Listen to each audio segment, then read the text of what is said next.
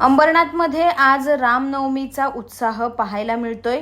कोहोसगावच्या राम मंदिरात मोठ्या भक्तिमय वातावरणात रामजन्म सोहळा पार पडला। यावेळी हजारो भाविकांनी दर्शनासाठी गर्दी केली होती।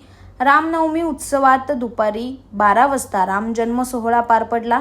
यानंतर गावातील महिलांनी पाळणा गात बाल रामलल्लाला वंदन केलं। याप्रसंगी डोंबिवली सोनारपाडा येथील हरिभक्त परायण विनीत महाराज म्हात्रे यांचं रामजन्माचं कीर्तन झालं। कोहोस गावातील या राम मंदिरात अनेक वर्षापासून रामनवमी मोठ्या उत्साहात साजरी होते।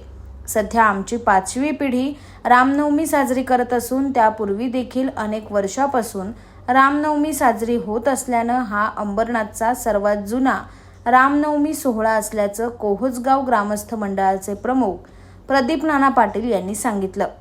श्री रामनवमी उत्सव कोहोसगाव येथे सालाबादप्रमाणे अनादी कालापासून येथे रामनवमी होते।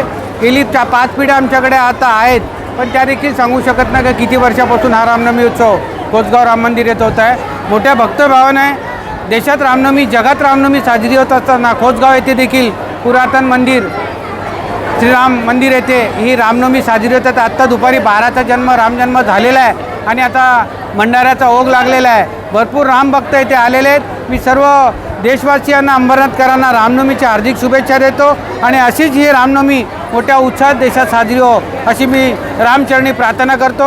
या प्रसंगी हजारोच्या संख्येनं रामभक्त उपस्थित होते। सायंकाळी वांद्रापाडा हनुमान मंदिर ते कोहोसगाव राम मंदिर असा पालखी सोहळा देखील होणार असून यावेळी रामभक्तांनी मोठ्या संख्येनं उपस्थित राहण्याचं आवाहन कोहोसगाव ग्रामस्थ मंडळाकडून करण्यात आलं होतं। Bureau report, AB fast news, Ambernath.